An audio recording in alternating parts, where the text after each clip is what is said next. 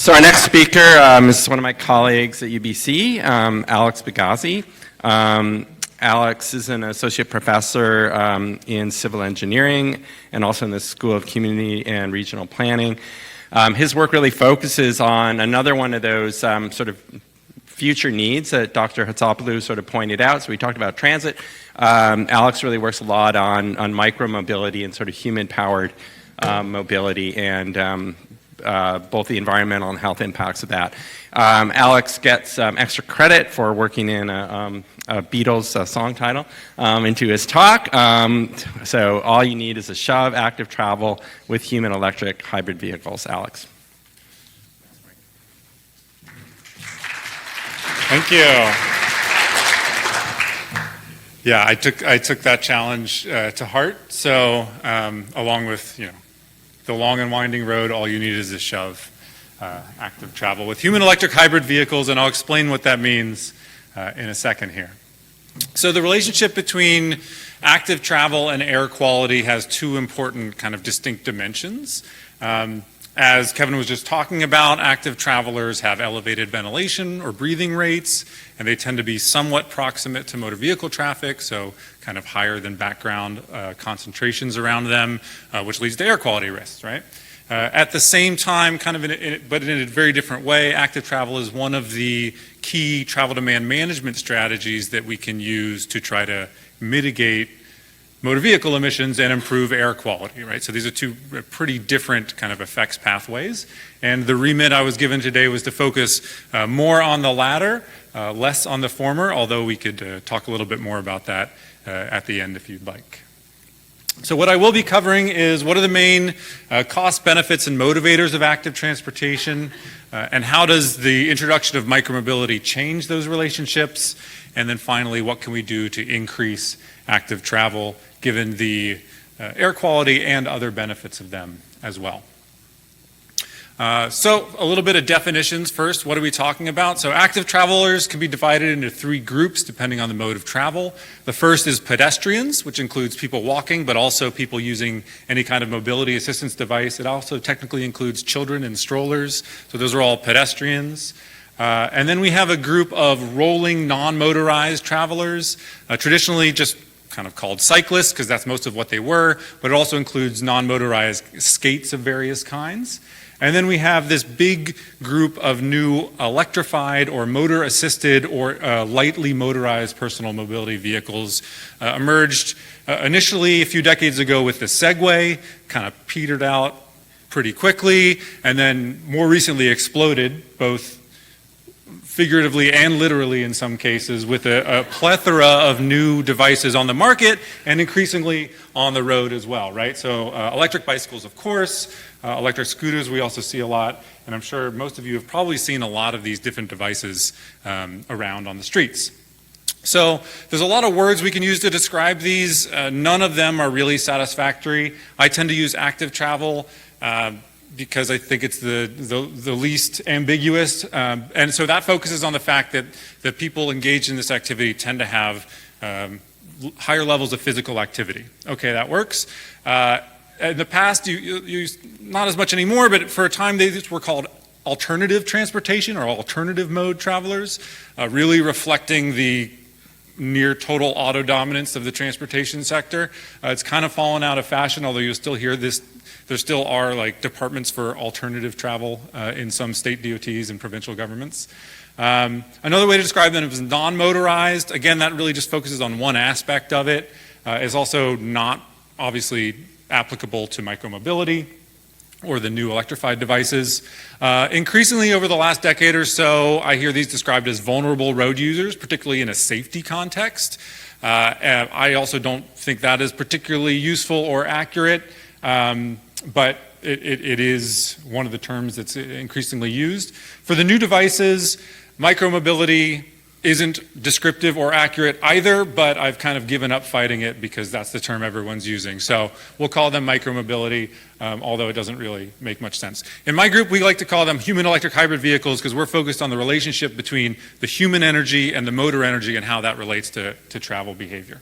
But no one's using that. You could feel free to test it out this week if you're talking about it. Maybe it'll catch on. For most of this talk, it's a very big scope, so I'm going to present some real high-level information. This is my attempt to visually summarize kind of all the costs and benefits of active travel. We have good on the right, bad on the left, and then we have the internal costs and benefits for the travelers on the top, and the external effects on the bottom for other travelers and for the transportation system overall. And so on the plus side, as Kevin mentioned, active travelers get a lot of exercise. The health benefits of that are enormous. It's also fun, and there's been demonstrated mental health benefits and well-being benefits from getting more activity as well. And it also is a pretty or relatively low-cost form of travel compared to more heavily motorized transportation. Of course, the flip side of exercise is effort, and so one of the drawbacks is it does require more effort, which leads to more perspiration, which can be a deterrent. It has greater time costs than more heavily motorized modes because it's relatively lower speed.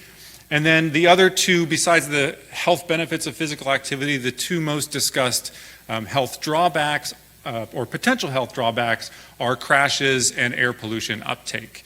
Both of those vary enormously by context, but overall, kind of on average, in a typical North American setting, we do see slightly higher crash risks per trip or per kilometer and slightly higher inhalation rates per trip or per kilometer for active modes. But as Kevin mentioned, those are far outweighed, like order of magnitude outweighed by the health benefits of increased physical activity, particularly in highly sedentary populations, which is most of North America. On the external side, that picture changes because it's pretty much all good. So provisioning infrastructure for active travel is actually really cost effective compared to more heavily motorized modes. And we don't have to put in positive ventilation, whatever you called it, right? So a little bit of paint, a little bit of concrete goes a long way. And then the more people we can move into active modes and out of particularly driving modes, it increases safety for all the other travelers and reduces emissions for all the other travelers. So you get a lot of positive external benefits, positive externalities of active travel. So what leads people to engage in active travel? Again, kind of conceptual slides summarizing a lot of literature that has come before. So in terms of the factors on the left, these are in order kind of the main things that have been identified consistently over and over again in both quantitative and qualitative studies. The number one motivating factor is safe and comfortable infrastructure. That means infrastructure that people feel comfortable riding on and has low risks, particularly from motor vehicles. Other important factors are the time and distance, weather, particularly in extreme climates, not as much in Vancouver. Rain is a bit of a deterrent, but in really hot or really cold places, it's a major deterrent. The effects of effort and perspiration are particularly important for certain types of trips where people need to arrive looking good. And then cargo equipment and parking are also kind of lower level concerns, but still pretty consistently mentioned. So these are all the things that can influence active travel, but of course these vary quite a bit across locations and geographies as well as across people.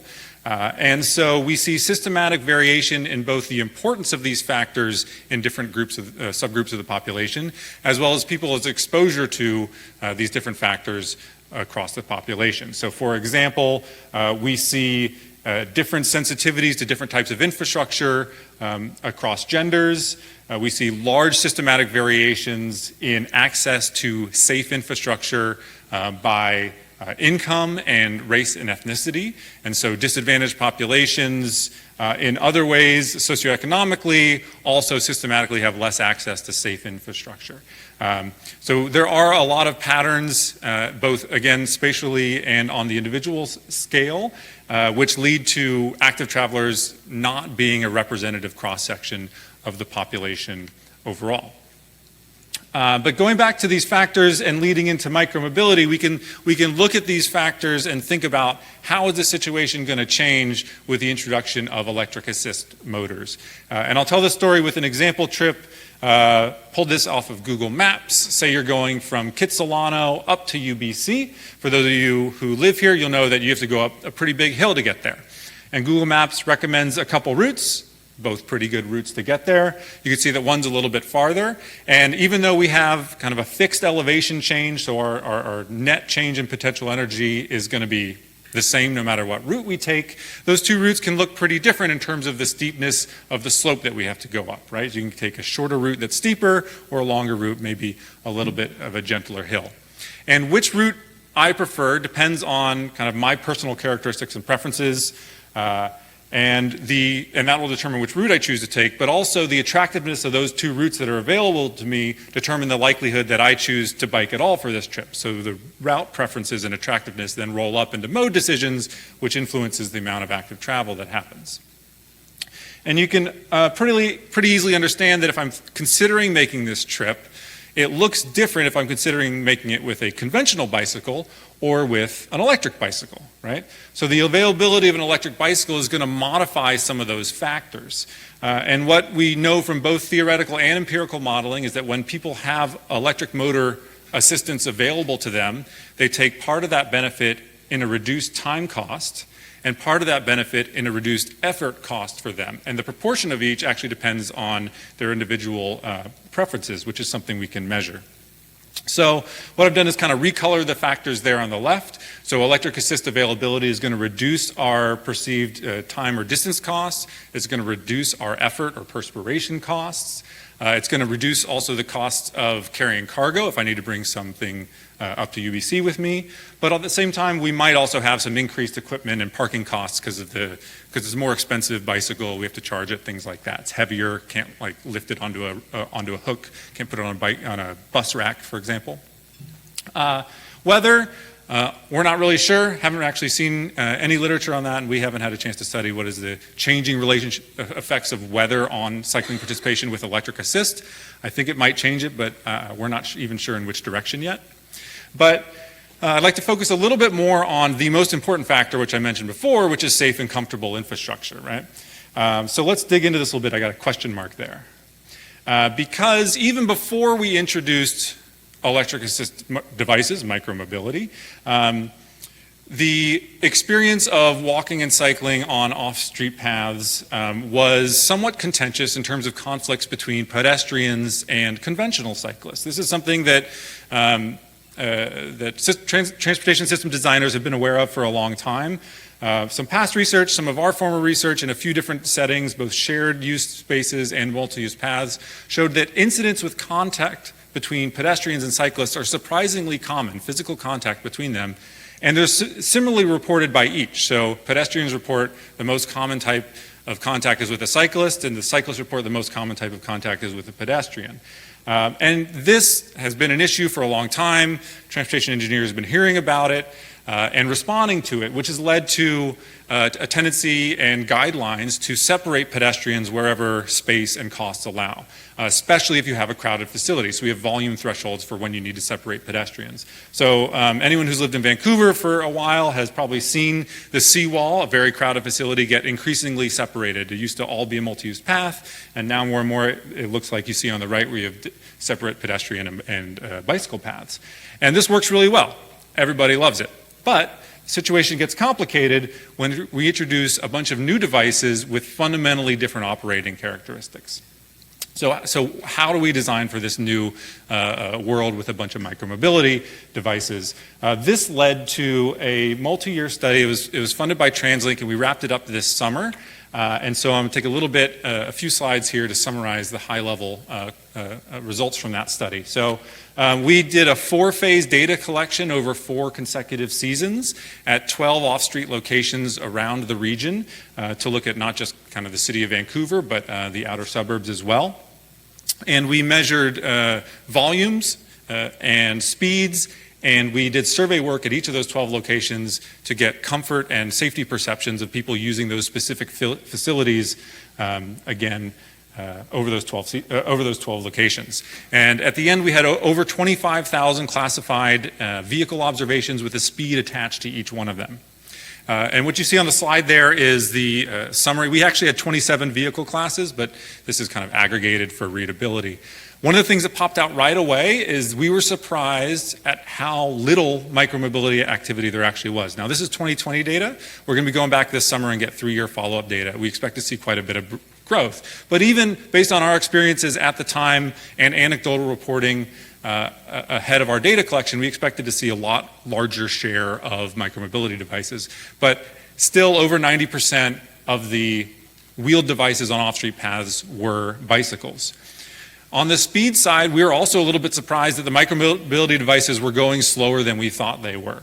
The average speeds for electric assist vehicles was in the low 20s, just a couple kilometers an hour faster than the conventional bicycles. So these new devices were actually going pretty similar to the speed of conventional bicycles. Now, there were bigger differences if we compared them to other fully human-powered vehicles, but we did see some actually homogenization of speeds in the low 20s, which can actually have some safety benefits because you have less speed disparities, fewer overtaking events, etc.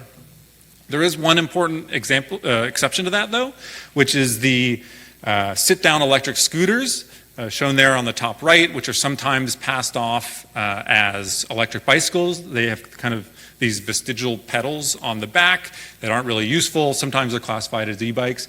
This was an exception. These were going very fast, much faster than all the other devices, which I'll come back to in a little bit. As I said, we did survey work at those same facilities, and we found that people's perceptions on those facilities had the same kind of biases that we had going into this study. So people perceived micromobility devices to be faster and more prevalent than they actually were based on empirical observations. By a rate of 3 to 4 times, people thought they were 3 to 4 times more prevalent than they were. People, when we asked them about typical speeds, they actually surprisingly identified the conventional bicycle speeds on average within 1 kilometer an hour of the true average on each facility type, but they overestimated the e-bike speeds by quite a lot. So people have this perception that they are more prevalent and going, we all had it going into the study, that they're more prevalent and faster than they're actually going.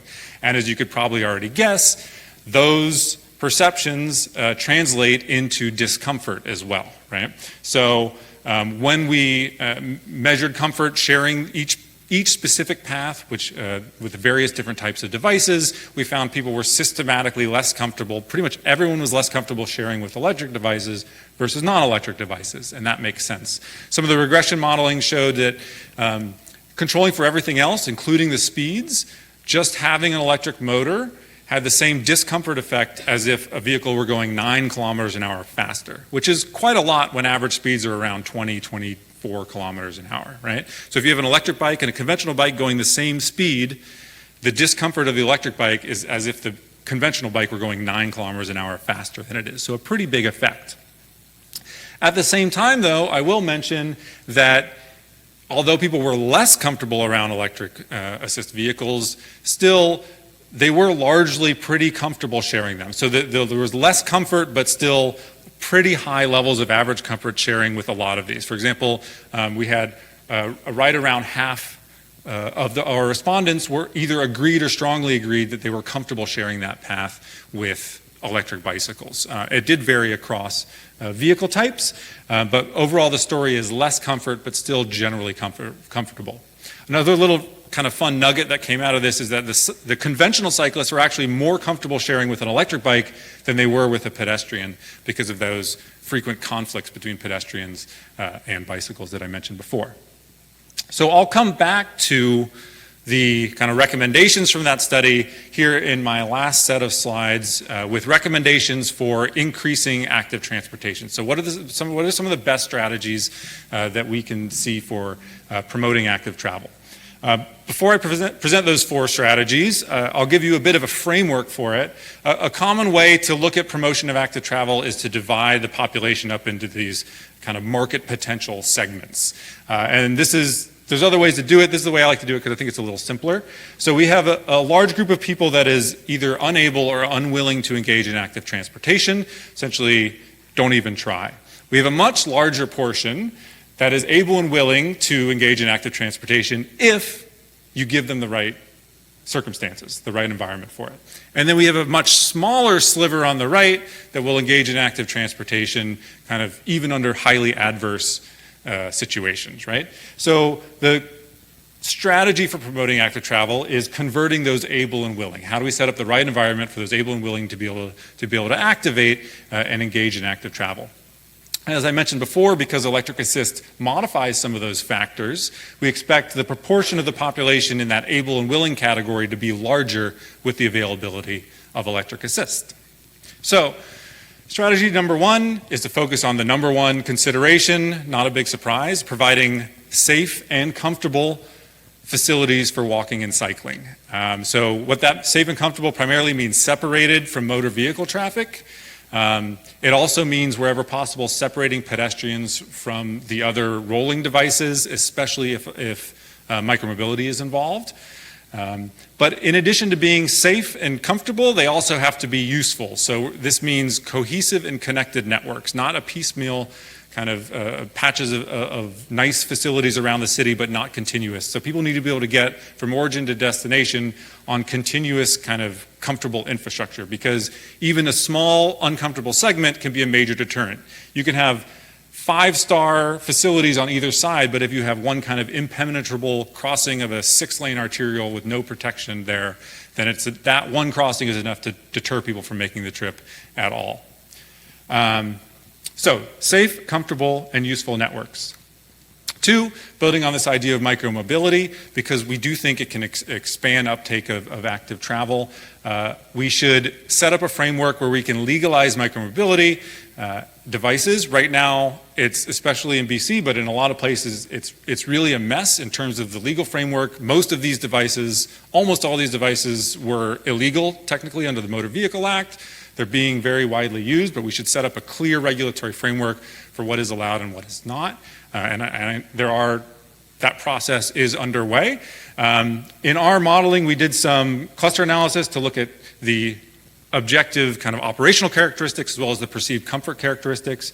We came up with 4 suggested classes, essentially your kind of pedestrian style devices, your conventional bicycles, and then your micromobility devices, with a clear outlier, as I mentioned before, of those sit-down electric scooters. They showed up in a cluster all their own because they're so far apart from the other devices, both in terms of comfort and in terms of speed.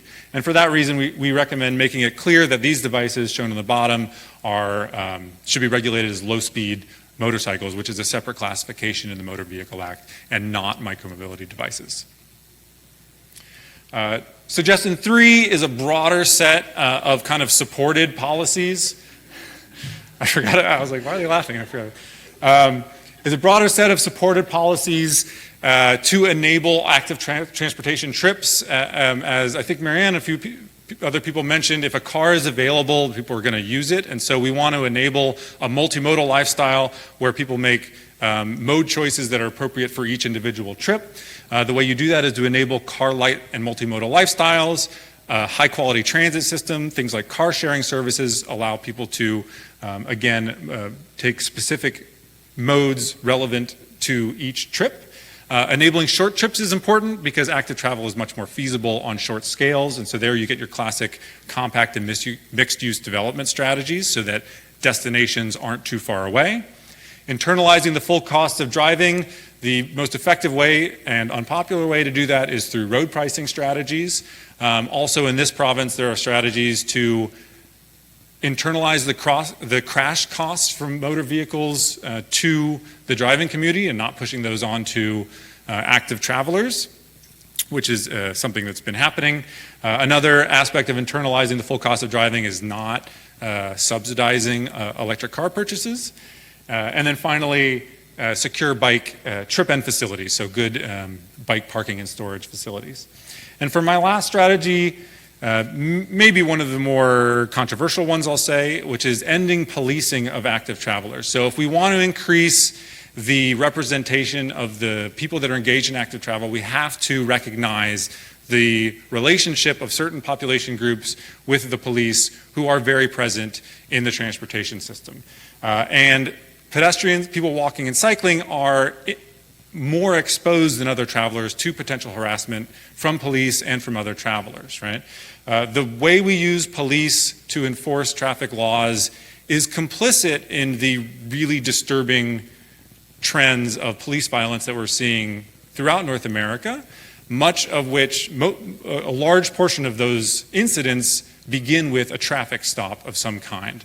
And so people's experience with the police varies quite a bit depending on who they are, right? So removing the police from active travel can disproportionately benefit equity-seeking and equity-deserving population groups. So what would that mean?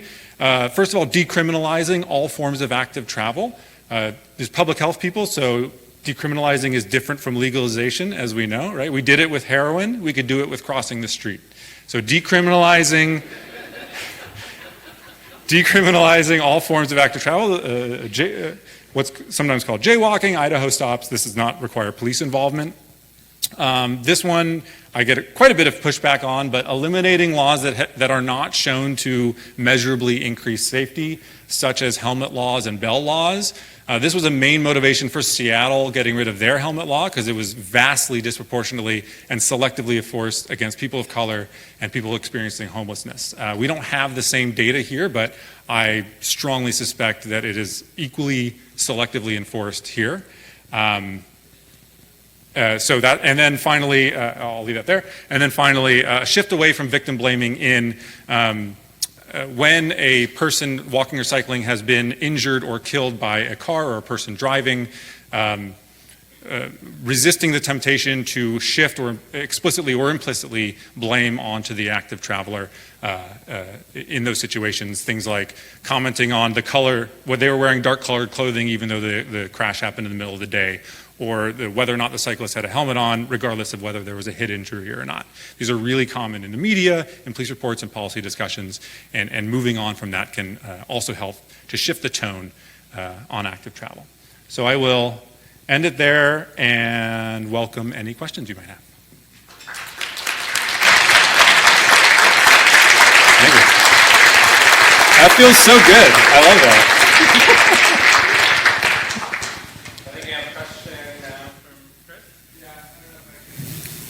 We'll let men do some active travel. Still reluctant to ask this. I'm probably going to be mad with this degree of laughter, but as a naive question, the biggest factor I see with these active modes of transportation is the weather, right? Like basically when the weather gets bad, all the bikes disappear. You know, I'm one of these green guys. I'll do it, and I don't care if it's hailing, but again, it's like, okay, whatever. What are you going to do about the weather? But is there actually any serious efforts? Because with cars, you know, they'll go crazy with technology to deal with weather because there's a huge industry there. What can be done on that front? Because it's like night and day as soon as the weather turns, right? Yeah. Weather's a huge factor in seasonal variation for sure. In terms of efforts, I am not aware of any, like, other than Fender's, like technology efforts to systematically address weather concerns. It's an interesting. It's kind of it's sort of a weird thing, but it's just like on an equity basis too. Like all the weather-related things that I do are all, you know, I can afford them.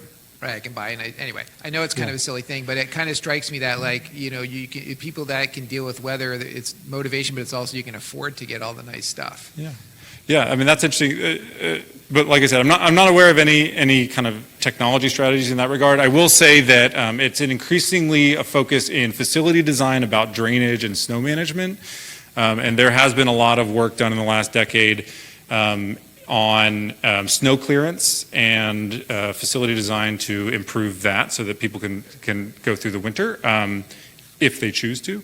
But in terms of kind of personal protection, I don't know. It's a good question. Can I take a shot? Yeah, sure.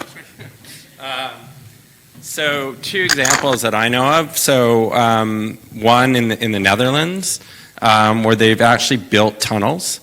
Mostly for wind, but also for rain. So, and especially in areas where there's a very high winds. And then I was in Paris last summer, and they've actually repurposed a road that was underground into a cycle highway. And again, pretty long stretches. So this is like a 5 or 6 kilometer stretch, which is all underground. So I think there is the potential to do that, but you have to be in a location which takes this really seriously because those are obviously pretty high infrastructure costs. I guess we're getting Ryan, then we'll go to Marianne. There. Thanks. I enjoyed your talk. I'm wondering if you could say a little more about the potential for e-bikes to actually get people out of their cars. So, like, I used to ride a bike, and then I got old and lazy, and I got an e-bike. And so I'm wondering, and you showed the two graphs of like people that were like absolutely not willing, and it looked like the e-bike was a little different. But just kind of anecdotally, it seems like most of the people I know that ride e-bikes are people that used to ride conventional bikes and got old and lazy like me. So to what extent are e-bikes, do you think, likely to actually get people out of their cars versus are they just cyclists that, you know, people that would have been on a bike and are now on an e-bike? Yeah, great question. Bonus slides. So this is, we did a meta-analysis looking at mode shift, and a large portion of people who are e-biking are displacing car travel. This varies quite a bit based on the base level mode distribution in the area that you're looking at. So if there's not much public transit, there's less diversion of public transit, et cetera.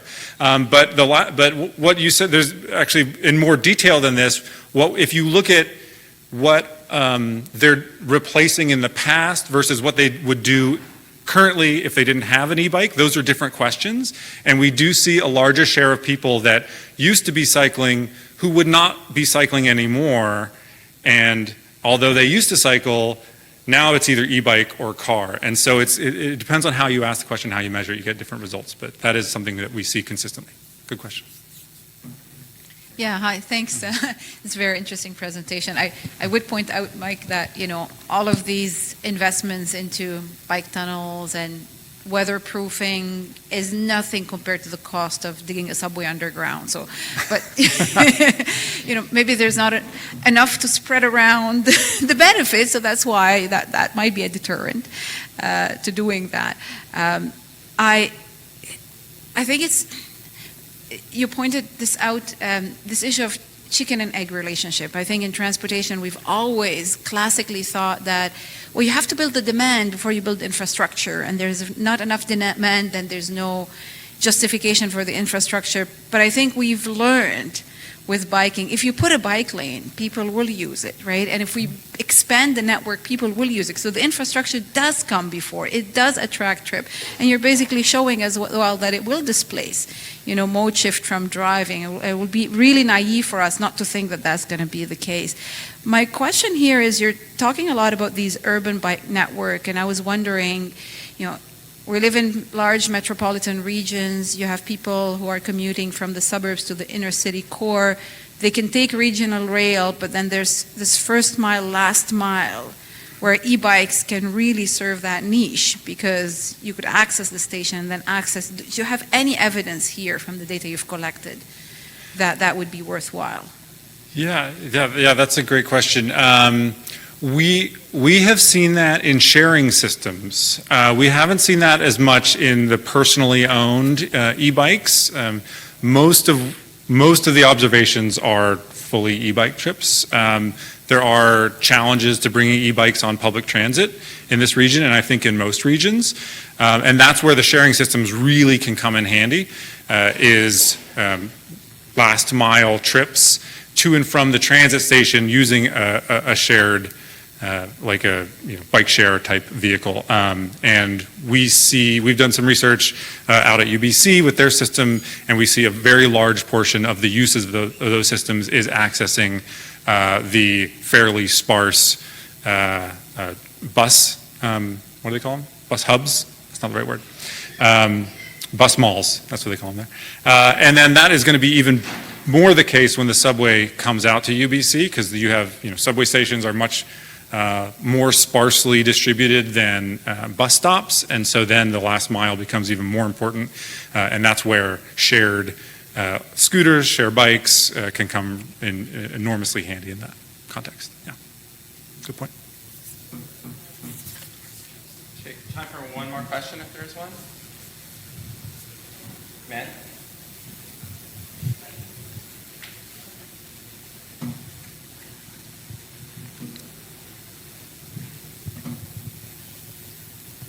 Really want the mic. I'm from Prince George, and I am a cyclist, an avid cyclist, and I don't bike in the winter anymore, but I bike in the summer. as much as I can. The big thing, I keep my bike with me, and we actually just moved offices, and they don't want my bike in the office anymore. And I struggle because I can't just leave my bike locked anywhere. Any innovative ideas around that? You had it on one of your slides, the parking and the storage of our bikes.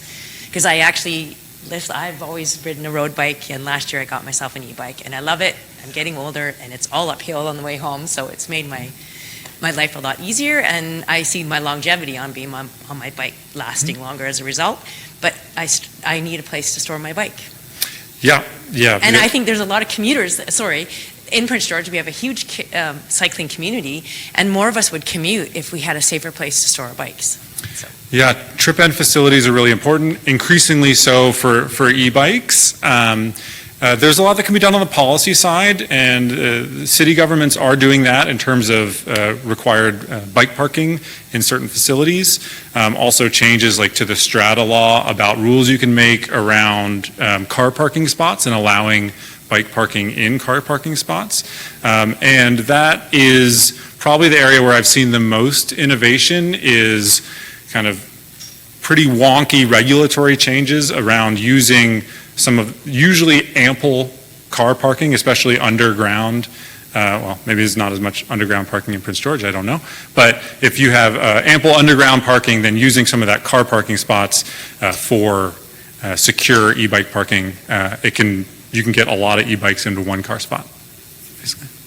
But there are often regulatory hurdles and fire code hurdles and things like that to that happening, so it's a bit of a I was challenge. just wondering if you had any examples to point to, but that's good.